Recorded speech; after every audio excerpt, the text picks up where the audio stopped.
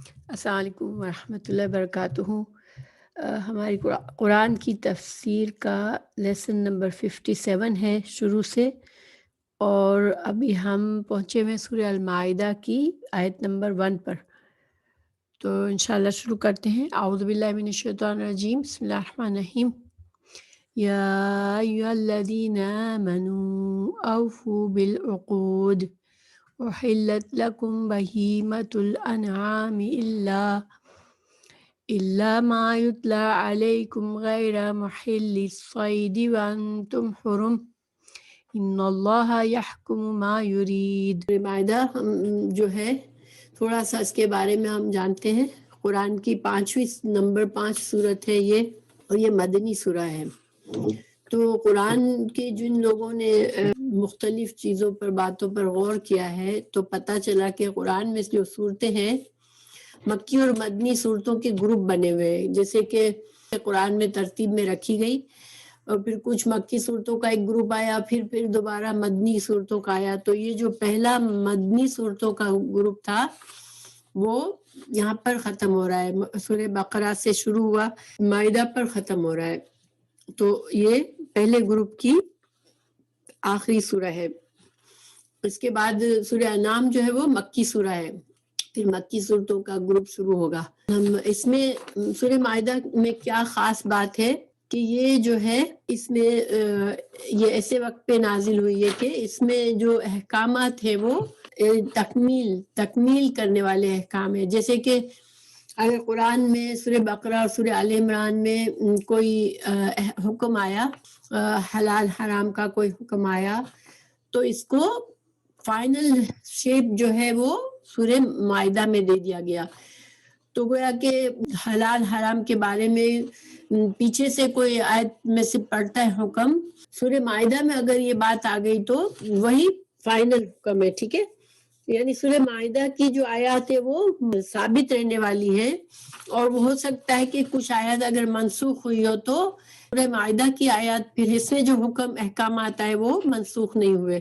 اور اس میں ایک تو تکمیل دین کا بارے میں بتا دیا اللہ تعالیٰ نے کہ آج ہم نے تمہارا دین مکمل کر دیا۔ تو اللہ تعالیٰ نے اپنی آخری شریعت کو اس آیت میں اس سورہ میں مکمل کیا، فرمایا، اس میں اعلان کر دیا کہ اب سارا مکمل کا مکمل دین اب تم کو دے دیا گیا، اور یہ قیامت تک کے لیے اب یہ آخری دین اور آخری نبی ہے۔ تو اس کے علاوہ اس میں کچھ اور کیا چیزیں ہیں، اس میں امت مسلمہ کی کچھ آزمائشی احکامات بھی ہیں۔ آپ کو پتہ ہے کہ اللہ سبحانہ تعالیٰ کا یہ طریقہ ہے کہ ایمان کو آزمایا جاتا ہے۔ اللہ نے قرآن میں بھی اعلان کر دیا کہ تم یہ مت سمجھو کہ تم کو آزمایا نہیں جائے گا، اس لیے کہ ایمان کا صرف زبانی دعویٰ ہم سے ریکوائرڈ نہیں ہے، ہم سے اللہ کی فرما برداری کا ثبوت بھی ہم کو دینے کا ہے کہ ہاں اللہ تعالیٰ ہم آپ کے فرما بردار، اور جو حکم اللہ نے کہا وہ ہم نے آنکھیں بالکل جوں چرا کیے بغیر اس کو مان لیا۔ تو اس وجہ سے آزمائش جو ہے ایک مصلحت ہوتی ہے، اللہ تعالیٰ اس آزمائش کے ذریعے اپنے نیک بندوں کو، اپنے فرما بردار بندوں کو الگ کرتا ہے اور اپنے سے قریب کرتا ہے۔ تو اس میں کچھ احکامات، آزمائشی احکامات بھی ہیں۔ پھر اس میں امت مسلمہ سے عہد و پیمان کیے گئے ہیں شریعت پر قائم رہنے کے لیے۔ جیسے کہ ہم نے پڑھا کہ اہل کتاب سے اللہ تعالیٰ نے فرمایا کہ اہل کتاب میرے وعدے پورے کرو، میں اپنے وعدہ پورا کروں گا۔ تو جس طرح اہل کتاب سے وعدہ لیا گیا تھا شریعت پر قائم رہنے کے لیے، تو اسی طرح سورہ مائدہ میں مسلمانوں سے خطاب کیا گیا ہے اور ان سے عہد لیا گیا ہے۔ اہل کتاب کی جو برائیاں تھی جن کی وجہ سے وہ اپنے عہدے کو پورا نہ کر سکے، جو اللہ کی چنی ہوئی امت کا ایک عہدہ ان کو دیا گیا تھا، ان کو پورا نہ کر سکے، اور جس طرح سے انہوں نے ان میں جو خرابیاں آئی جس کی وجہ سے وہ ناکام ہوئے، ان کے بارے میں نشاندہی کی اللہ نے، تاکہ مسلمان سمجھ جائے کہ ہمیں یہ ہمارے لیے ایک عبرت ہے، ایک سوچنے کی بات ہے کہ ایک اللہ کی چنی ہوئی امت اس طرح سے گمراہ ہو سکتی ہے اگر ہم ان باتوں کا خیال نہیں رکھیں گے. تو اس طرح سے سورہ مائدہ جو ہے وہ ان چیزوں پر مشتمل ہے.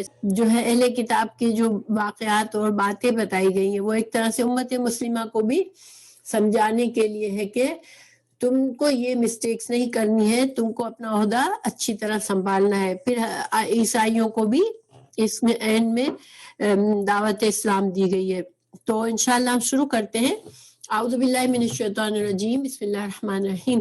یا ایہا الذین آمنوا اوفوا بالعقود احلت لکم بہیمۃ الانعام الا ما یتلی علیکم غیر محل الصید وانتم حرم ان اللہ یحکم ما یرید. یا ایھا الذین آمنوا، تو الذین آمنوا جو ایمان لائے ہو. اوفو ہم وفا کہتے ہیں نا، وفا کرنا، وعدے وفا کرنا، یہ وہی لفظ ہے وفا. اوفو پورا کرو، ٹھیک ہے، وعدوں کو پورا کرو. بالعقود، عقود عقد کی جمع ہے اور اس کے معنی کیا ہے؟ گرہ لگانا. تو ایک چیز کو ایک چیز میں مضبوطی سے باندھنا، گرہ لگانا. یہاں پر عقود سے کیا مطلب ہے کہ مراد تمام جو بھی اللہ سبحانہ تعالیٰ نے مکلف کیا ہے بندے کو شریعت کے احکامات سے. ایک مسلمان کو پتہ ہے کہ وہ مکلف ہے، اس کو مکلف کا مطلب ہوتا ہے کہ باندھا ہوا ہے. انسان کو آزاد نہیں چھوڑا اللہ نے، ان کو حدود اور شرائط اور قوانین ان کے لیے بنائے ہیں.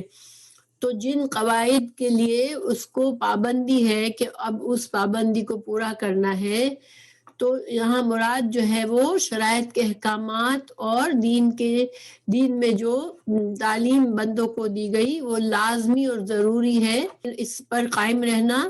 اور اس کے علاوہ عقود یہاں پر بندوں کے درمیان بھی جتنے بھی امانات ہیں، جتنے بھی حقوق اور ذمہ داریاں ہیں، وہ بھی ایک طرح سے بندھن ہوتا ہے انسان کو. جسے ہم کہتے ہیں کہ لو میں نے تو کسی سے کوئی وعدہ نہیں کیا ہے، نہیں. جب بھی ہمارے رشتے، ہر رشتہ ایک بندھن ہوتا ہے اور اس رشتے کے اللہ نے احکامات دیے ہوئے ہوتے ہیں. جیسے نکاح کوئی کرتا ہے، ٹھیک ہے، اب وہ کہے کہ بھئی میں نے تو اپنی بیوی سے کوئی وعدہ نہیں کیا کہ میں ساری زندگی اس کا خرچہ اٹھاؤں گا، یا وہ کہے کہ مجھے کوئی ضروری نہیں ہے کہ میں اس کے ساتھ بہت اچھا سلوک کروں. تو نہیں، اس نے اللہ سے وعدہ کیا ہے نکاح کر کے، کیونکہ نکاح ایک عقد ہے، ایک گرہ ہے، ایک وعدہ ہے. تو جیسے ہی انسان نکاح کرتا ہے، اس کی نکاح کی جتنی شرائط اللہ نے، جتنے فرض فرائض نکاح کے ساتھ، جتنے حقوق اور فرائض کی تفصیل بتائی ہے قرآن اور حدیث میں، ان سب کے اب وہ بندہ پابند ہو گیا. تو انسان کو جتنے بھی بندوں کے معاملات میں حقوق اور فرائض ہیں اور جتنے اللہ کے معاملے میں حقوق اور فرائض ہیں اور شریعت نے جتنے احکامات دیے ہیں، وہ سب اس میں عقود میں آ گیا. اللہ تعالیٰ نے سورہ مائدہ کے بالکل شروع میں ہی بندے پر یہ پابندی لگا دی، یہ حکم دے دیا کہ تم کو پورا کرنا ہے اپنے وعدوں کو. تو یہ وعدے عقود جو ہے وسیع معنوں میں ہے، ٹھیک ہے. تو اس میں کیا کیا چیزیں شامل ہیں؟ شریعت کی تمام پابندیاں عقد میں شامل ہے. کیونکہ جب ایک مسلمان لا الہ الا اللہ پڑھ کے مسلمان ہوتا ہے تو وہ اللہ کے دین میں داخل ہوتا ہے. پھر اس کے دین کے جتنی شریعت کے احکامات ہیں اس کی ذمہ داری کا اس نے وعدہ کر لیا کہ وہ ان کو پورا کرے گا، وہ ایک عقد میں آ گیا. پھر پچھلی امتیں جن معاملات میں اللہ کی فرمانبرداری میں ناکام رہی، ٹھیک ہے، یہاں پر چونکہ پچھلی امتوں کے بھی واقعات بتائے جائیں گے جس میں انہوں نے اللہ کی نافرمانی کی اور ناکام ہو گئی اپنے مشن میں، جن اللہ نے ان کو چنا ہوا بنایا تھا، اور وہ ناکام ہو گئی، اللہ کی ناراضگی انہوں نے حاصل کی. تو اب امت مسلمہ ان تمام معاملات میں جن میں پچھلی امتیں ناکام ہوئی، ان معاملات میں اللہ کی فرما برداری کر کے وہ اس طرح ان کے نقش قدم پر نہیں چلے گا. یہ بھی یہاں پر ایک وعدہ اس میں شامل ہو گیا. لوگوں کے معاملات میں امانات اور تمام معاملات میں تمام عہد و پیمان. تو جیسے کہ میں نے کہا کہ تمام ہمارے رشتے، ایک معاشرے میں ہم رہتے ہیں تو معاشرے کے جو حقوق اور فرائض اللہ نے قرآن و حدیث میں بتایا ہے وہ سب ہمارے اوپر عائد ہو جاتے ہیں۔ جب ہم ایک معاشرے کے فرد ہیں، ایک فیملی کے فرد ہیں، ایک رشتے میں انوالو ہیں، شوہر بیوی ہے یا ماں باپ کا رشتہ ہے، بچوں بھائی بہنوں کا رشتہ ہے، تمام معاملات میں ہم آٹومیٹیکلی ہم کو اللہ کی جو بھی ہم نے شریعت اللہ کی اس کے تمام ہم پر جتنے حقوق اور فرائض عائد کیے گئے ہیں ان سب کی پابندی ہم پر لازمی ہے۔ اگر ہم یہ کہتے ہیں کہ ہم اللہ کے فرما بردار ہیں تو ہمیں اس دنیا میں تمام معاملات میں ہم پابند ہیں اس اللہ کے قانون کو پر چلنے کے۔ تو یہاں پر پہلی آیت بڑی زوردار آئی ہے۔ دیکھیں اللہ سبحانہ تعالیٰ قرآن کی وسعت دیکھیں، ایک جملہ فرمایا ہے کہ اے ایمان والو تمام اپنے عہدوں کو پورا کرو، ٹھیک ہے، عہدوں کو پورا کرو، اور اس میں بہت وسیع معنی آ گیا، ٹھیک ہے، کہ مسلمان فرما بردار بن کے رہو اللہ کے۔ پھر آگے اللہ تعالیٰ فرما رہے ہیں احلت، حلال سے ہے، حلال کر دیے گئے، لکم تمہارے لیے، لیے کم تمہارے، بہیمتو، بہیمہ کہتے ہیں 4 ٹانگوں والے جانور، اور پھر اس کی کیا خصوصیت ہے، انعام، انعام کہتے ہیں ایسے جانور جو کہ نرمی سے چلتے ہیں، یعنی کہ انعام میں ان کی تفصیل آئی ہے کہ یہ 8 قسم کے انعام ہے۔ تو سورہ انعام کی آیت نمبر 143 میں ان کی 8 قسمیں بتائی گئی، جس میں نر اور مادہ کو الگ الگ قسم کہا ہے۔ تو گائے، بکری، اونٹ اور بھیڑ 4 ہوئے، پھر ان کے نر یعنی 4 نر اور 4 مادہ، تو 8 ہو گئے۔ تو یہ سب کے سب حلال ہیں، ٹھیک ہے، بہیمۃ الانعام۔ تو یہ مویشی جانور جو ہیں اللہ نے تمہارے لیے حلال کیے ہیں، ٹھیک ہے، اللہ مگر اس کے مگر اس کے یعنی سوائے اس کے ماں جو یتلا پڑھا گیا ہے علیکم تم پر۔ یہاں پر ایک بات ختم ہوئی کہ تم پر تمام جانور مویشی جانور تمہارے لیے حلال ہیں سوائے اس کے کہ جو کہ تم پر پڑے گئے ہیں۔ تو یہاں پر کیا مطلب ہے کہ اگلی آیت نمبر مائدہ کی 3 آیت میں، آیت نمبر 3 میں اللہ نے ان بہیمہ انعام میں سے جو حرام چیزیں ہیں وہ منع فرمائی ہے، تو اس کی تفصیل آگے ہے۔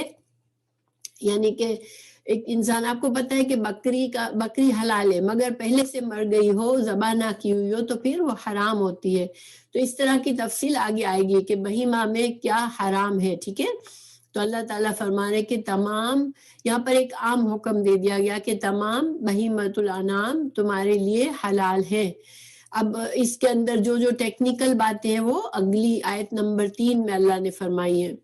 پھر اب ایک اور بات آئی کہ غیر محلی، غیر نہ محلی، حلال کرنے والے ہو، الصیدی، شکار کو، وانتم، اور اس جو یہ واو حالیہ ہے، حال کے لیے آیا ہے، اس حال میں کہ تم حرم کہتے ہیں احرام کی حالت میں ہو، ٹھیک ہے، جبکہ تم حالت احرام میں ہو یا کہ تم خانہ کعبہ کے حدود میں ہو۔ اس کے 2 معنی کیے گئے ہیں۔ وانتم حرم کا معنی کیا ہے، یا تو تم حالت احرام میں ہو یا تم خانہ کعبہ کے حدود میں ہو۔ اگر وہ حرم کی حدود میں تو وہ شکار نہیں کر سکتا۔ اللہ تعالیٰ یہاں پر شکار کی ممانعت آئی ہے، غیر محل الصید، شکار کو حلال کرنے والے تم نہ ہو، وانتم، اور تم ہو حرم، حالت احرام میں۔ تو ہرن اور نیل گائے جو ہے وہ ویسے انہی میں آ جاتی ہے، حلال جانوروں میں آ جاتی ہے، اور عام حالات میں وہ شکار بھی حلال ہے ان کا، لیکن تم کیا نہیں کر سکتے، جب احرام کی حالت میں ہو تو ان کا شکار نہیں کر سکتے ہو، یہ ایک پابندی آ گئی۔ اب دیکھیں اللہ نے یہ حکم جو ہے ایک آزمائش والا حکم ہے، یعنی کہ جو حلال جانور ہیں ان کو اللہ نے یہاں پر حرام کر دیا تم پر، کب؟ جب تم یا تو احرام کی حالت میں ہو یا تم حرم کی حدود میں ہو تو تم ان کا شکار نہیں کر سکتے ہو. تو یہ ایک آزمائشی حکم ہے. اس کی مثال ایسی ہے، اللہ تعالیٰ نے سبت والے دن یہودیوں کو مچھلی پکڑنے سے منع کیا تھا. اب مچھلی پکڑنا حلال ہوتا ہے لیکن بس سبت والے دن اس کو حرام کر دیا تھا. یہ ایک آزمائش تھی ان پر، اور یہاں پر مسلمانوں کے لیے یہ آزمائش ڈالی گئی کہ تم احرام کی حالت میں شکار نہیں کر سکتے. پھر اللہ تعالیٰ فرما رہے ہیں ان اللہ، بے شک اللہ تعالیٰ یحکم، حکم دیتا ہے، فیصلہ کرتا ہے، ما جو یرید، جو وہ چاہتا ہے. اب اس آیت کو سمجھتے ہیں. ایک بہت اہم چیز تھی اپنے رزق حاصل کرنے کی جب انسان سفر میں ہوتا تھا. ٹھیک ہے، اللہ تعالیٰ طور ہے کہ اللہ تعالیٰ آزماتا ہے بندوں کو اپنے، اور انسان کو صرف زبان کا ایمان کافی نہیں ہوتا. تو جب اللہ تعالیٰ آزمائش کے لیے کوئی حکم دیتا ہے تو پھر ایک فرما بردار بندہ یہ سوچتا ہے کہ یہ اللہ میرے خالق کا حکم ہے. سورہ مائدہ کی 94-96 آیت میں اللہ تعالیٰ نے فرمایا اللہ تعالیٰ کچھ شکار سے تمہارا امتحان لے گا. یہ ترجمہ ہے ڈائریکٹ. ٹھیک ہے، آیت نمبر 94 کا، جن تک تمہارے ہاتھ اور تمہارے نیزے پہنچ سکیں گے. ٹھیک ہے، اللہ تعالیٰ اس طرح تم کو آزمائے گا کہ تمہارے بالکل شکار تمہارے ہاتھ کے پاس آ کے کھڑا ہو جائے گا اور تم احرام کی حالت میں ہوگے. تمہارا نیزہ بالکل نیزے ٹچ کر رہا ہوگا اس کو، جانور کو، اور تم احرام کی حالت میں ہوگے. اللہ تعالیٰ تم کو ایسے آزمائے گا تاکہ اللہ معلوم کر لے کہ کون شخص اس سے بن دیکھے ڈرتا ہے، اور جو شخص اس کے بعد حد سے بڑھے گا اس کے لیے دردناک عذاب ہے. تو یہ ترجمہ تھا آیت نمبر 94 کا. تو گویا اللہ نے واضح فرما دیا کہ اللہ تعالیٰ جو ہے وہ کرتا ہے، آزماتا ہے. کوئی اللہ کو پوچھنے والا نہیں ہے. اللہ تعالیٰ یحکم ما یرید، جو چاہتا ہے وہ فیصلہ کرتا ہے، جو چاہتا ہے وہ حکم دیتا ہے. لیکن بندے کو کیا کرنا ہے؟ سمعنا وطاعنا. اس طرح کے احکامات ایسی سچویشن میں جب ہم دین میں آتے ہیں جہاں ہمیں آزمائش محسوس ہوتی ہے تو ہمیں اللہ پر بھروسہ کرنا ہے کہ اللہ ہی میرا خالق ہے، اور اللہ تعالیٰ کے آزمائشوں میں میرے لیے کچھ نہ کچھ خیر اور بھلائی ہے انشاءاللہ. اگر ہم یہ سوچیں گے اللہ تعالیٰ کے فیصلے ہی میرے لیے بہتر ہے تو انشاءاللہ اس سے ہمیں اللہ کی قربت حاصل ہوگی اور ایمان ہمارا بڑھے گا. تو ہم اگلی آیت کی طرف چلتے ہیں. یا ایھا الذین، اے لوگو جو آمنو، ایمان لائے ہو، لا تحلو، نہ تم حلال کر لو، لا تحلو، تم حلال نہ کرو. اس کا کیا مطلب ہے؟ تم اپنے آپ کو آزاد مت کر لو. ٹھیک ہے، تم اپنے آپ کو کسی چیز، کسی پابندی سے آزاد مت کر لو. جو پابندی اللہ نے تم پر لگائی ہے، نمبر ایک معنی یہ ہے کہ جو پابندیاں تم پر اللہ نے لگائی ہے، شریعت کی پابندیوں کو تم پامال نہ کرو، تم ان سے اپنے آپ کو آزاد مت کرو، یا کسی حرام چیز کو حلال مت کر لو.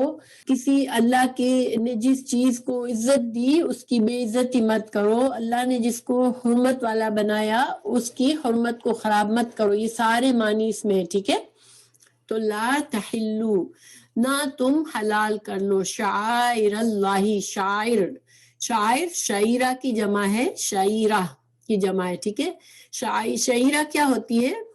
شعیرہ جو ہوتی ہے وہ کوئی نشانی ہوتی ہے. ٹھیک ہے، جس سے انسان ہر وہ شے جو کسی چیز کا نشان ہو یا علامت ہو. یعنی علامات کیا ہوتی ہے؟ علامات کو دیکھ کے انسان کسی چیز کو پہچانتا ہے.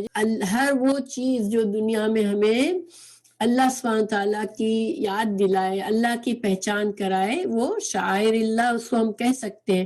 لیکن شاہ عبدالعزیز محدث دہلوی نے شاعر اللہ کی 4 طرح کی تقسیم کی ہے عبادات کے معاملے میں. ٹھیک ہے، عبادات کے مقامات بھی شاعر اللہ ہوتے ہیں، جیسے خانہ کعبہ، عرفہ کا میدان، مزدلفہ، جمار جو ہے 3 جمار، جمار صغریٰ، کبریٰ اور وسطیٰ، پھر صفا اور مروہ.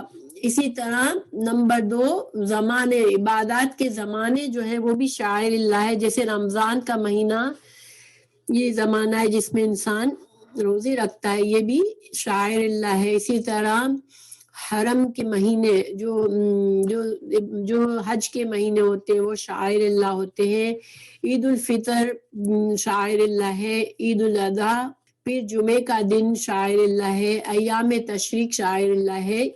اس کے علاوہ عبادات کی علامات جیسے کہ اذان، اقامہ کہنا، اذان کہنا، نماز یا باجماعت نماز پڑھنا، نماز جمعہ اور نماز عیدین، یہ ساری کیا ہے؟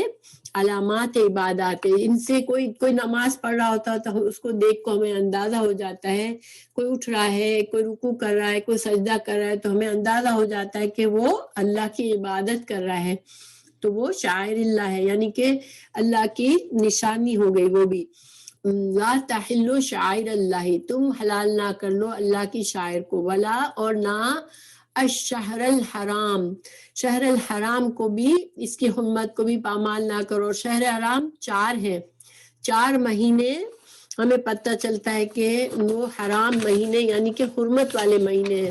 4 مہینے ذوالقعدہ، ذوالحج، محرم اور رجب.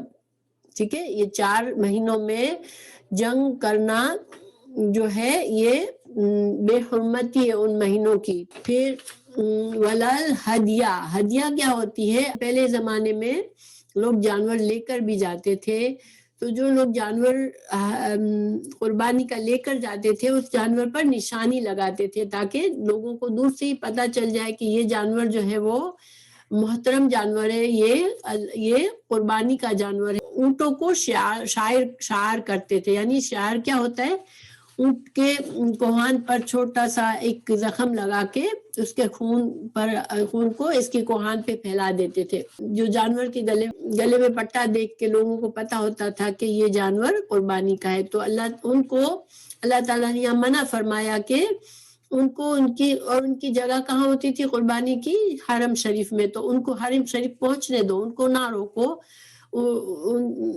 اگر کوئی انسان لے کے نکلا ہے ایسے جانور، اب راستے میں کسی نے لوٹ لیا جانور کو اور چھین لیا یا ایسے کچھ نہ کرو. اور یہ ایک نشانی ہوتی تھی کہ یہ حج اور عمرے کا قافلہ ہے، تو شاعر اللہ کو مت روکو. ولل قلائد، قلائد پٹے والے جانور، تو اس میں ہدی میں یہ بھی شامل ہے قلائد بھی، لیکن اللہ تعالیٰ نے ایکسٹرا بتا دیا کہ قلائد کو نہ روکو. ولا اور نہ آمینہ قصد کرنے والے. ٹھیک ہے، ارادہ کرنا، قصد کرنا، جس کے پیچھے انسان جاتے ہیں. تو نہ آمین بیت الحرام، حرمت والے بیت الحرام جو ہے وہ خانہ کعبہ کی طرف. تو بیت الحرام کی طرف جو ارادہ کرتے یعنی جو حج اور عمرہ کے لیے جاتے ہیں ان کی بھی حرمت کو پامال نہ کرو، ان کو روکو مت، ان کے لیے مصیبت مت کھڑی کرو.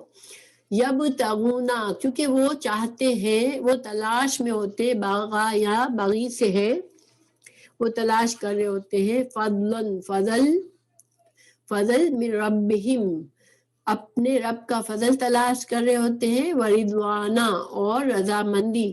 فضل کا بعض علماء نے فضل اور رضوان کا ایک ہی معنی کیا ہے، اجر و ثواب، اللہ سے اجر و ثواب کمانا چاہتے ہیں. ٹھیک ہے، تو اللہ تعالیٰ یہاں فرما رہے ہیں کہ جو لوگ حج اور عمرہ کرنے کی نیت سے نکلتے ہیں وہ اصل میں اللہ کا ثواب اور اللہ سے رزق اور اللہ کا فضل حاصل کرنے کی ان کی نیت ہوتی ہے. تو تم ان کو تکلیف مت دو، ٹھیک ہے، ان کے لیے مصیبت مت کھڑی کرو اور ان کے لیے آسانیاں کرو. تو اللہ تعالیٰ نے 4 چیزوں کے لیے فرمایا یہاں پر کہ تم اللہ کے شاعر کو کی بے حرمتی نہ کرو. اللہ کے دین کے جتنے بھی احکامات ہیں، جتنے بھی باتیں جو اللہ کی نشانیاں ہیں، جو اللہ سے قریب کرنے والی چیزیں ہیں، ان سب کی حرمت کرو، ان کی بے حرمتی نہ کرو، یعنی کہ خود کو اپنے آپ کو اس سے آزاد نہ کر لو، ان کو ترک نہ کر دو. ٹھیک ہے، انسان اگر دین کو ترک کر دیتا ہے، دین کے طریقوں کو ترک کر دیتا ہے، چھوڑنے لگتا ہے، تو وہ اصل میں اللہ کے احکامات کی بے حرمتی کر رہا ہے، اللہ کی پابندیوں کو توڑ رہا ہوتا ہے. کچھ علماء یہ کہتے ہیں کہ شعائر اللہ کو حلال نہ کرو، مطلب اللہ کے تمام احکامات پر پابند رہو، اللہ کے اوامر جتنے احکامات اور جتنی چیزوں سے روکا گیا ہے ان سب کو تم پابندی کرو اور ان کی بے حرمتی نہ کرو۔ اور کچھ نے کہا کہ اس سے حج عمرے کے احکامات ہیں، ٹھیک ہے۔ تو پہلی بات، تمام شاعر اللہ کی احترام کرو، تمام اللہ کے احکامات کی احترام کرو۔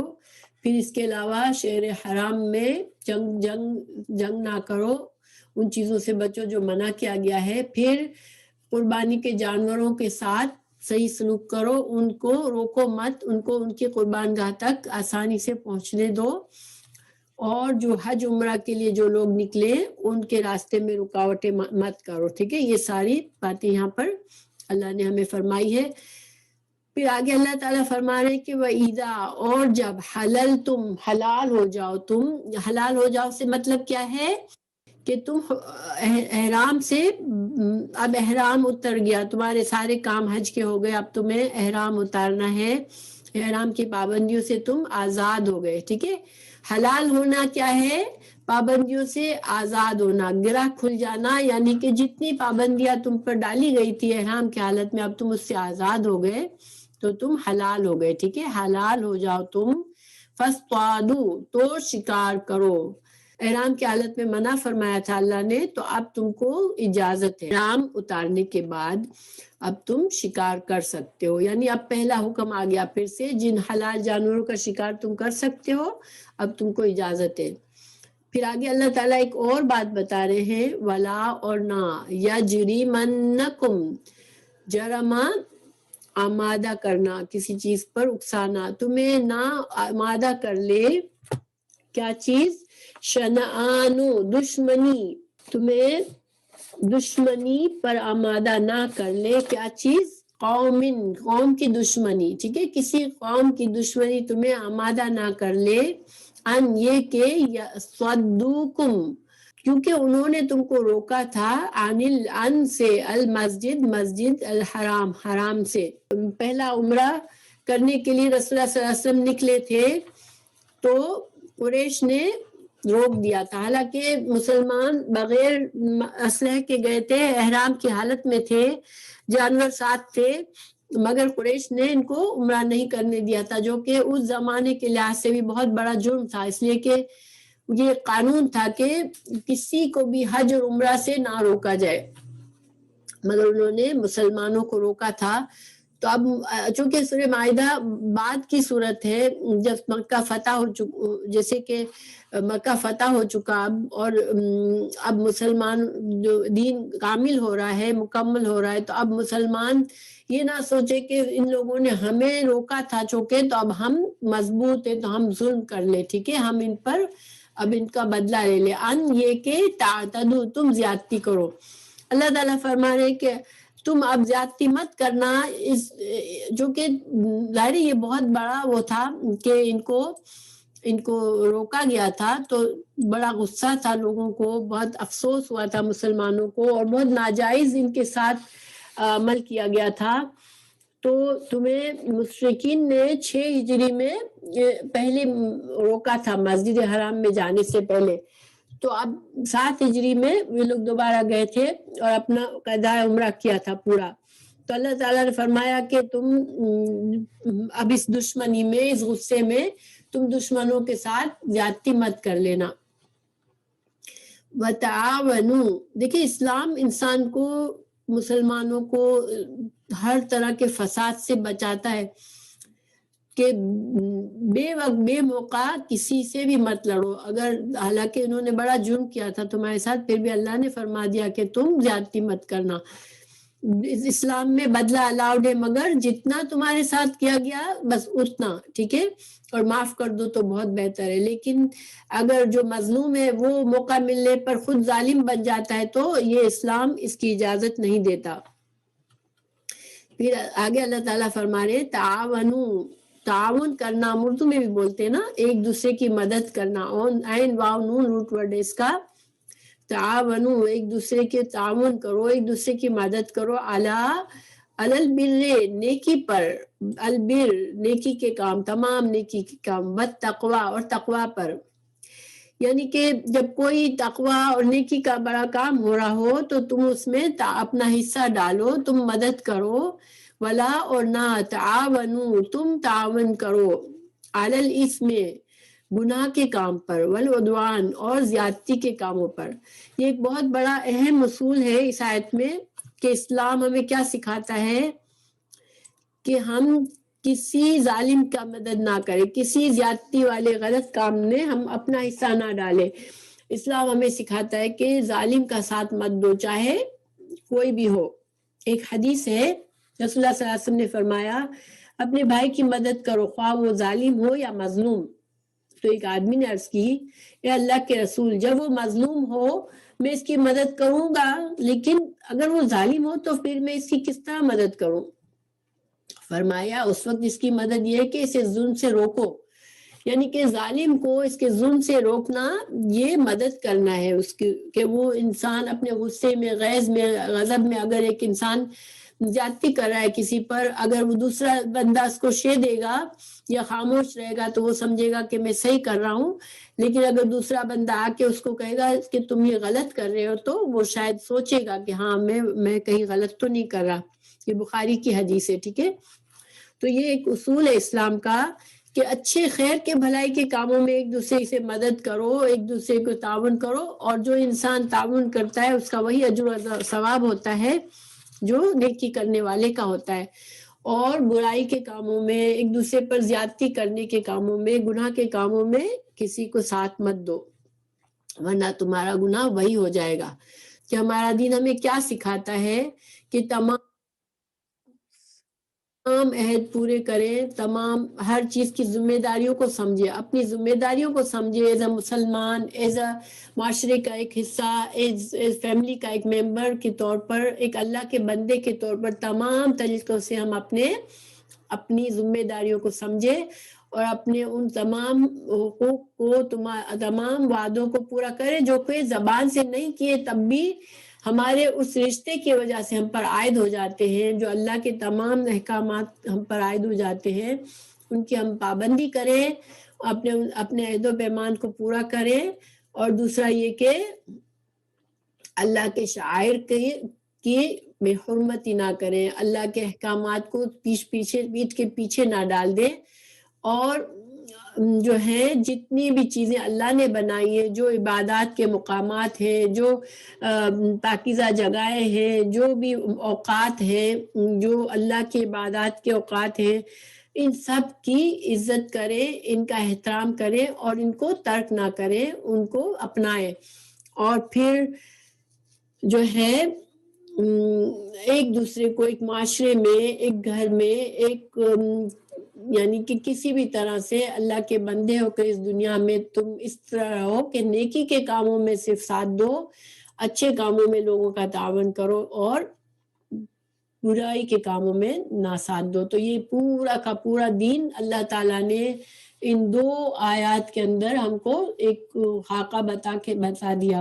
الحمدللہ یہ ہے قرآن کی گہرائی۔ اور اگر انسان سچے دل سے سوچے، اپنے آپ سے آنیسٹ ہو کے سوچے، تو پھر اسے پتہ چلتا ہے کہ میں بندہ ہوں اور مجھے بندہ بن کے رہنا ہے، اور اللہ کے ہر قدم پر اللہ کے ہر فیصلے کو قبول کرنا ہے۔ تو انشاءاللہ اللہ تعالیٰ ہمیں سوچ سمجھنے کی توفیق دے، عمل کرنے کی توفیق دے۔